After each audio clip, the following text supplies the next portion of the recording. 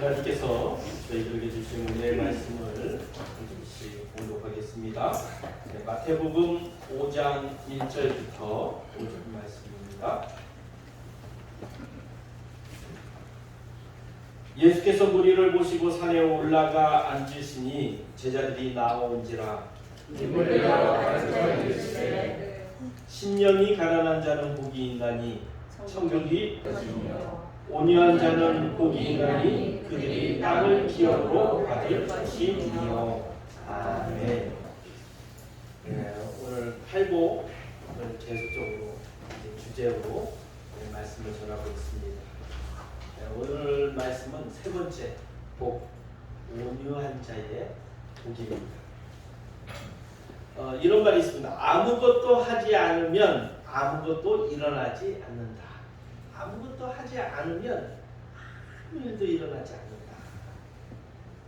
예수님께서 제자들에게 8가지 복을 말씀하신 이유는 자신을 개혁하라는 말입니다.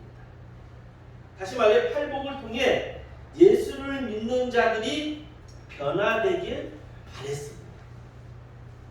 오늘 이 시간에 모인 우리들도 예수님께서 동일하게 말씀하고 있습니다. 이 팔복을 통해서 누가 변화되기를 원하신다? 우리 동서기폭교회 우리 성도님들이 변화되길 원하신다. 개혁하길 원하신다. 이 말입니다. 우리나라 사람들이 참 좋아하는 말씀입니다. 왜냐? 땅을 기업으로 하기 때문에. 얼마나 좋은 말입니까? 땅을 기업으로 받는다. 어떻게 하면요? 온유하며. 그렇다면 온유라는 말, 우리 좋아하는 말이긴 하지만 진정한 뜻은 무엇인가? 제가 국어사전에 찾아보니까 이렇게 기록되어 있습니다. 성격, 태도 따위가 따뜻하고 부드러움. 온유한 사람 하면 성격과 태도가 온화하고 부드러우며 인정이 두터운 사람, 이런 사람을 가리켜 우리는 온유한 사람이다 라고 얘기합니다. 그러면 성경에서 이 온유함이라는 것은 어떤 뜻인가? 헬라어로는 프라우테스, 히브리어로는 아나우인데 이 뜻을 우리 한국말로 번역하면 비천함, 힘이 없음이라는 뜻으로 쓰였습니다. 하지만 예수님 당시 로마 시대의 온유함이라는 것이 중요해요. 예수님은 그 당시를 얘기하죠. 그렇다면 그 온유함이란 분노, 거침, 폭력에 반대되는 덕목, 이것이 온유함으로 표현하고 있습니다. 다시 말하면 분노를 조절하고 따뜻하고 겸손한 마음을 쓰는 사람을 온유한 사람이라고 예수님도 표현했을 것입니다. 그렇다고 드러나는 성격의 모습만이 온유함인가? 겉으로 드러나는 성격만이 온유함은 아닐 것이라는 것입니다. 우리 예수님의 모습을 볼 때 우리 예수님이 나의 겸손과 온유함을 배우라 하셨잖아요. 그럼 예수님은 분노하셨습니까? 안 하셨습니까? 성경에 보면 분노한 적도 있어요. 그러니까 분노하지 않는다는 것만이 온유가 아니라는 것입니다. 오늘 이 시간 진정한 온유함이 무엇인지를 깨닫고 우리 모두 온유한 자의 복을 받아 땅을 기업으로 받는 그런 복된 자가 되길 바랍니다. 먼저 첫 번째, 예수를 제대로 믿으려면 관점이 바뀌어야 돼요. 생각이 바뀌어야 돼요. 삶에도 관점이 바뀌면 완전히 다르게 이해가 돼요. 그 예화가 있어요. 여러분 요 예화가 유명한 예화이기 때문에 잘 알 수 있는 것입니다. 들었을 것입니다. 스티븐 콤이라는 사람이 어느 일요일 아침 뉴욕의 지하철에서 겪은 패러다임, 생각의 틀을 전환케 하는 것을 자기가 경험한 것을 예화로 든 것입니다. 그는 조용히 신문을 읽거나 눈을 감고 쉬고 있는 매우 평화로운 전철 안에서 이놓고 한 중년과 그의 남자 아이들이 전철을 타게 됩니다. 이 조용한 분위기가 순식간에 엉망이 되고 만 것입니다. 아이들이 떠들고 제멋대로 난리 치는데 그런 모습을 보는 주변의 승객들이 너무 화가 난 거예요. 그런데 그 아빠라는 자는 축 처져서 앉아 있는 것이에요. 그래서 척도 못해 아빠 되는 남자에게 말을 합니다. 저렇게 폐를 끼치는 아이들을 좀 조용하게 할 수 없겠습니까? 그제야 남자는 상황을 처음으로 인식한 것처럼 눈을 약간 뜨면서 말합니다. 아, 그렇군요. 저도 뭐가 어떻게 해봐야 된다고 생각을 합니다. 그런데 사실 지금 막 병원에서 오는 길인데 1시간 전에 아이들의 엄마가 죽었습니다. 저는 앞이 캄캄하고 멋모르고 떠드는 아이들을 어떻게 해야 할지 저도 막막합니다. 그 말을 듣는 순간 고통과 짜증으로 가득 채워졌던 승객들의 마음이 아이고 저런 얼마나 안타까운가 하면서 동정심과 측은함으로 가득 차게 된다. 처음에는 신경질과 비판의 마음이 그 상황을 알고 나니까 동정심과 측은함으로 가득하게 된다. 의식이 전환되면 내면이 바뀌게 되고 새롭게 보게 된다는 예화의 중요한 예화 중에 하나일 것입니다. 이 패러다임이 바뀌어야 돼요.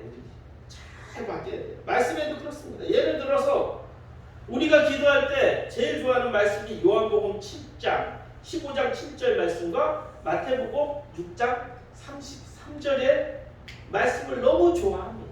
그리고 이 말씀을 의지하여 기도하지 않았습니까? 한번 저기 읽어볼까요? 자, 요한복음 15장 7절 무엇이든지 원하는 대로 구하라 그리하면 이루리라. 또 마태복음 6장 33절 구하라 그리하면 이 모든 것을 너희에게 더하시리라. 여러분 이 말씀 너무너무 좋아하는 말씀 아니에요? 그래서 이 말씀을 다 의지하고 밤이 새도록 기도했던 적이 있지 않습니까? 그런데 여러분 응답받은 기도도 있었지만 밤이 새도록 기도했는데 응답받지 못한 기도도 있지 않았어요? 그렇다면 예수님이 거짓말을 한 것일까요? 무엇이든지 원하는 대로 구하라 그리하면 다 이루리라. 예, 원하는 대로 구했는데 이루어지지 않았어요. 그런데 다시 말씀 하나 내려주시면 자, 저 앞에가 빠집니다. 아니 그걸 내리지 마세요. 예, 됐습니다. 자, 무엇이든지 원하는 대로 구하라 그리하면 다 이루리라. 이 말씀에 초점을 가지는 것이 아니라 예수님이 말씀하시고자 하는 방점은 너희가 내 안에 거하고 내 말이 너희 안에 거하면 이것이 먼저가 됩니다. 다시 말해 너희가 주님의 뜻 안에 거하고 주님의 뜻대로 살아갈 때 주님을 위한 기도가 된다는 거예요. 그 무엇이 내가 원하는 무엇이 아니라는 것입니다. 주님이 원하는 그 무엇이 돼야 된다는 거예요. 그런데 그거 앞에 거는 딱 빼고 무엇이든지 원하는 대로 구하라. 그러니까 막 쓸데기 없는 것을 구하잖아요. 마태복음 6장 33절에서도 그 다음 내려주시래요. 자, 그런즉 너희가 먼저 그의 나라와 그의 의를 구하라. 그리하면 이 모든 것을 너희에게 더하시리라. 너희는 먼저 하나님의 나라와 하나님의 의를 구하라는 것이 방점이에요. 그러면 뒷일은 걱정하지 말라는 것인데 우리는 구하라. 그리하면 이 모든 것을 너희에게 더하시리라. 여기에만 걱정을 하죠. 그러니까 잘못된 기도를 하는 거예요. 그래서 야고보도 이렇게 잘못 기도하는 자들에게 말씀해 주셨어요. 그 다음 내려주세요. 자, 우리 한번 읽어볼까요? 야고보서 4장 3절. 구하여도 받지 못함은 정욕으로 쓰려고 잘못 구하기 때문이라. 예. 앞에 거에 빨간 거, 제가 글자 빨간 거에 방점을 두고 해요. 우리 예수님은. 그런데 우리의 방점은 저 까만 거에 뒀어요.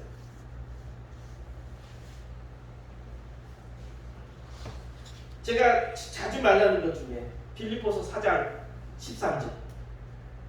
내게 능력 주신 자 안에서 내가 모든 것을 할 수 있느니라. 너무 좋잖아요. 그래서 제가 예전에 대학교 준비할 때, 준비할 때도 저걸 다 적어놔. 예? 내게 능력 주신 자 안에서 내가 모든 것을 할 수 있느니라. 그런데 방점은 11절, 12절에 있다는 거예요. 한번 우리 읽어볼까요?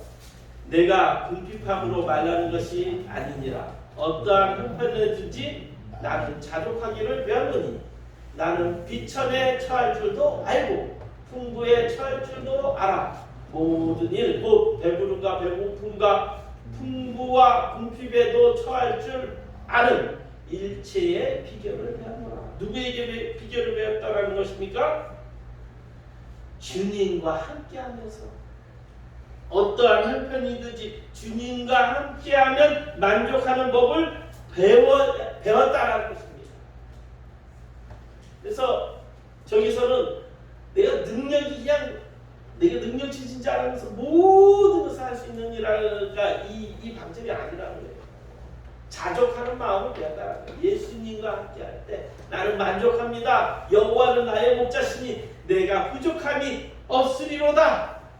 이렇게 고백할 수 있는 것이라는 거예요. 예수님도 또 이렇게 얘기했잖아요. 수고하고 무거운 짐진 자들아 다 내게로 오라. 내가 너희를 쉬게 하리라. 이야, 주님과 함께하면 쉬게 하리라. 뭔가 해결 다 될 것이다. 근데 방점은 뭐냐면 주님의 멍에를 메고 배우라는 거예요. 예수님을 따르는 것은 온유하고 겸손해야만 주의 멍에를 메고 배울 수 있다는 거예요. 주의 멍에가 쉬운 겁니까? 아픔이죠. 멍에 아시잖아요. 그런데 오늘 말씀의 성도들은 온유보다 땅에 관심을 갖고 있다는 거예요.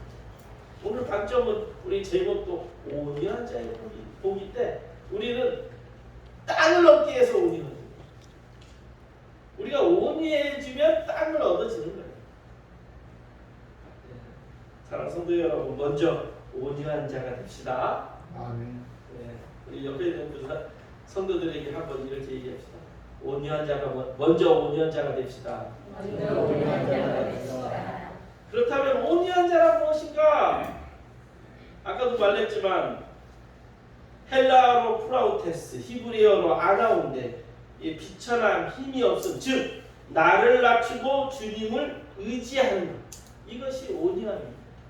나를 낮추고 주님을 의지하는 것. 다시 말해서 온유함은 내 욕망을 억제하고 하나님의 거룩한 앞에 길들여지는 것이 온유함이다. 하나님의 뜻을 이루는 성격, 이것이 온유함이라는 것입니다. 예수님은 이 자신을 온유한 자라고 얘기했잖아요. 그 온유함을 나에게서 배우라 했잖아요. 그러면 예수님의 삶을 보면 우리가 잘 알 수 있다는 거예요. 예수님은 하나님 자리에서 내려와 성자 하나님이시지만 연약한 인간으로서 이 땅에 살 때에는 한 번도 하나님의 뜻을 거역하지 않으셨다는 거예요. 예수님이 다 아셨잖아요. 자기가 십자가의 길을 가는 거.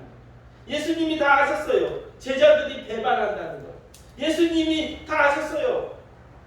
내일 새벽 동틀 때 베드로가 자기를 부인한다는 사실, 이런 것들을 다 알았어요. 예수님은 피할 수 있었습니다. 십자가의 길을 피할 수도 있었고, 그러나 주님은 하나님의 뜻을 이루기에 십자가의 길을 피하지 않고 그 뜻을 이루기에 걸어가셨다. 이것이 오늘 주님의 뜻을 이루는, 주님의 뜻에 순종하는 것, 이것이 온유한 자라는 것입니다. 이것이 주님의 명을 매는 것입니다. 또한 예수님은 사람들에게 긍휼히 여겼어요. 긍휼이 많으셨습니다. 여러분, 예수님의 긍휼은 특별히 어느 계층 사람들에게 임하였을까? 여러분 생각해보세요. 자, 가난한 자입니까? 부자입니까? 예수님의 긍휼은 가난한 자, 부자가 아니라 모든 사람입니다. 예수님은 사람을 볼 때 편견을 가지지 않았어요. 한마디로 장애인이라고, 과부와 고아라고, 과부와 고아, 또 부자, 세리, 모든 사람에게 긍휼함을 가졌어요. 한번 잘 생각해 보십시오. 가난한 자들을 아낀 것 같지만, 가난한 사람들도 있었지만 예수님을 따르는 사람들, 니고데모, 부자 청년, 많은 사람들에게 있었다. 또 삭개오, 이런 사람들은 부자였어요. 그러나 그들의 공통점이 있었다는 거예요. 부자든 가난한 자든 공통점이 있었다는 거예요. 예수님이 선택한 사람. 이 공통점이 뭐냐면 마음이 가난한 사람. 다시 말하면 온유한 자들이었습니다. 이들의 관심은 이 세상이 아니라 영생에 있었다. 하나님 나라에 관심을 가진 자들입니다. 특히 예수님을 따르는 모든 사람들은 예수님의 말씀대로 살려고 노력했던 자들이었다. 이런 자들에게 예수님은 긍휼한 마음을 가지셨다. 여러분, 말씀대로 사는 것이 힘들까요? 쉬울까요? 쉬울 수도 있고 힘들 수도 있습니다. 힘든 사람은 이 말씀대로 억지로 내가 지키려고 하니까 힘들어요. 힘든 사람. 근데요, 말씀대로 살려고 하는 사람은 이것이 진짜 하나님의 말씀대로 사는 것이 복이라 믿는 사람, 진짜로 하나님의 말씀대로 사는 것이 복이라 믿는 사람은 힘든 사람, 복 받는 기회, 복 싫어하는 사람이 있습니다. 그런데 대부분은 말씀 따로 삶 따로 살기 때문에 대부분 사람들은 말씀대로 사는 것이 쉽다 어렵다? 어렵다라고 느끼는 것입니다. 특히 우리 기독교 공동체, 그러니까 온유를 잘못 이해하는 것 중에 하나가 뭐냐면 아까 온유하다라는 이 국어사전의 말 때문입니다. 특히 참음, 우리나라 사람들이 인내, 참음을 참 잘하잖아요. 참음을 온유라고 생각합니다. 맞습니다. 맞기도 해요. 참는 거 온유 중에 하나예요. 그런데 불의한 일에 대해서도 참음은 온유가 아니라는 거예요. 그러니까 불의한 일을 보고 참는 것이 어떻게 온유가 되겠습니까? 저도 이 목회를 하면서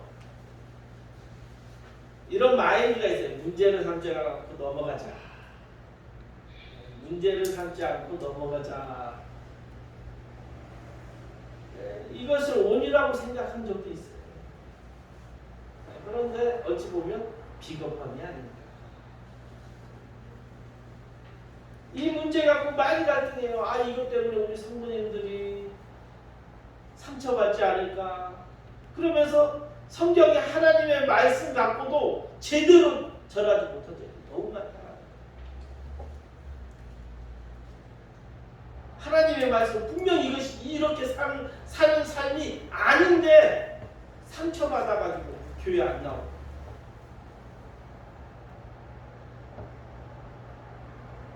그래서 저는 갈등을 많이 합니다. 여러분 어떤 때는 찔리는 말이 들릴 때도 있어요. 여러분 저는 웬만하면 여러분에게 상처 주려고 하지 않는, 그러나 상처를 받으면 어쩔 수 없어요. 왜냐? 하나님의 말씀이기 때문에. 하나님의 말씀을 정확히 전하는 것이 목사의 사명이기 때문에. 그렇다면 화를 내는 사람은 온유한 사람이 아닌가? 아까도 얘기했지만 예수님도 화를 냈어요. 어떤 때 화를 냈습니까? 불의와 외식하는 자들을 향하여 화를 냈었어요.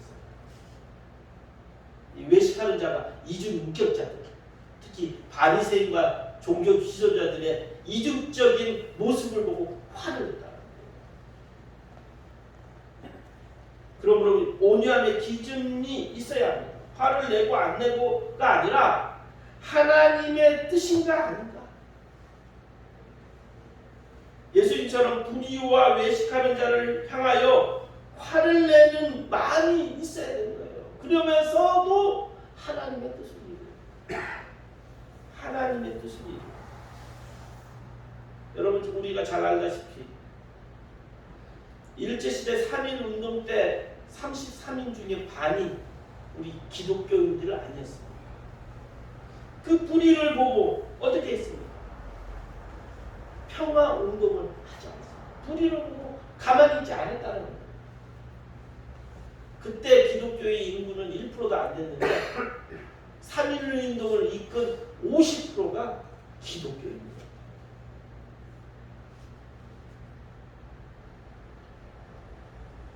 지금 우리나라 기독교 인구가 20%가 되는데 과거 100년 전에 기독교입니다. 힘이 없는 이유가 뭡니까? 진정한 온유한 자가 없기 때문에. 저는 생각합니다. 마지막으로 세 번째, 기업으로 받을 땅은 어떤 땅인가? 온유한 자는 땅을 기업으로 받는 자가 있는데 그 기업으로 받을 땅은 어떤 땅인가? 이걸 우리가 알아야 돼요. 여러분 땅 좋아하지 않는 사람은 아무도 없죠. 다 땅을 좋아합니다. 우리 교회도 보니까요, 야, 돈만 있으면 땅에 투자하는 것이 최고. 우리 여기 20평 떼주니까 우리 교회 전체 사는 것보다 더 많이 받았잖아요. 보상. 그래서 야, 여기 뭐 어떤 투자보다 부동산 투자가 최고구나. 그래서 세상 사람들 이렇게 얘기하잖아요. 땅땅거리는 사람. 땅 부자가 땅땅거린다고 하잖아요. 그래서 야, 부동산이 최고구나 이런 생각을 해요. 정말 오늘 말씀대로 온유하며 땅을 기업으로 받을까? 분명 하나님께서는, 우리 예수님께서 온유한 자는 땅을 기업으로 받는다고 하셨어요. 그런데 제 주위에는요, 온유한 사람들 보면 땅으로 땅거리는 사람이 거의 없어요. 제가 아는 목사님들도요, 온유한 사람일수록 땅거리는 사람이 없어요. 내가 보기에는 저 사람 목사인가 하는 사람들은 땅거리는, 목사 같지 않은 목사들도 있거든요. 그런 사람들은 땅거려요. 우리 교회 여기 장로님도 요 위에 싼 땅을 이제 금싸라기가 됐는데 그걸 정당한 방법으로 다 소유하게 되었어요. 그런데 그걸 주인이 와가지고 제발 뭐 법원 경매로 간 거 제발 그 돈 드릴 테니까 그거 주십시오. 우리 장로님 그 온유한 성품 때문에 그냥 줘버렸잖아요. 그거 있었으면 돈이 지금 뭐 수억 더 수십억입니까? 수억입니까? 전 잘 모르겠죠. 궁금한 건 우리 박동기 장로님한테 물어보십시오. 수억, 최소 수억, 많으면 수십억을 벌 수 있었는데 그 온유한 성격 때문에 땅을 얻은 것이 아니라 땅을 차지하지 못했어요. 현실적으로 땅을 얻으려면 온유해서는 안 되는 거예요. 좀 독해야 돼요. 욕심 많아야 돼요. 성경에서도 보니까요, 성경에 보면 온유한 자라고 얘기할 때 누구를 대표적으로 하냐면 하나님께서 이 세상에서 가장 온유한 자는 모세니라 이렇게 인정했어요. 자, 보십시오. 민수기 12장 3절에 보면 이 사람 모세는 온유함이 지면의 모든 사람보다 더하니라. 이 세상에서 가장 온유한 사람 모세 시대 때. 근데 모세 여러분 잘 아시죠? 자기 이름으로 된 땅 한 편이라도 있었습니까? 없었습니다. 모세 무덤도 몰라요. 무덤도 지금. 심지어 모세를 통해서 이스라엘 백성을 가나안 땅으로 인도했는데 가나안 땅 바로 앞에 느보산까지만 딱 갔어요. 너 여기까지 가. 가나안 땅 들어가지. 가나안 땅 밟아보지도 못했어요. 딱 한 편도 없었어요. 세상에서 가장 온유한 사람. 그리고 나는 온유하니 내게 배우라 이렇게 얘기했어요. 예수님께서. 예수의 하나님의 아들, 또 하나님 자신이잖아요. 그러니까 온유하다고 했는데 예수님은 어떻습니까? 여우도 뿔이 있고 공중의 새도 거처가 있을 때 인자는 머리 둘 곳이 없다. 정말로 그랬어요. 예수님이 십자가에 못 박혀 돌아가실 때 빈 무덤, 자기 무덤이 아니에요. 남의 무덤에 잠시 있었어요. 부활하셔서 예수님의 이름으로 된 무덤 한 평도 얻지 못했다. 그러면 예수님 말씀하시는 온유함으로 얻어주는 땅은 무엇입니까? 예수님이 거짓말한 겁니까? 아니에요. 거짓말한 것이 아니에요. 그 땅은 이 세상 땅이 아니라 어떤 땅일까요? 여러분 그냥 착 오시죠? 어떤 땅입니까?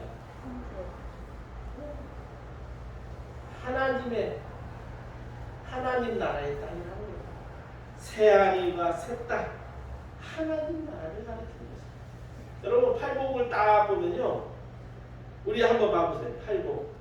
10년이 가난한 자는 천국이 저희 것입니다. 애통하는 자는 위로를 받을 것이며 온유한 자는 땅을 기업으로 받는다. 여기서 팔복에서 말하는 그 곳은 모두 천국입니다. 우리가 영원토록 살 하나님 나라를 지금 상징한 거예요.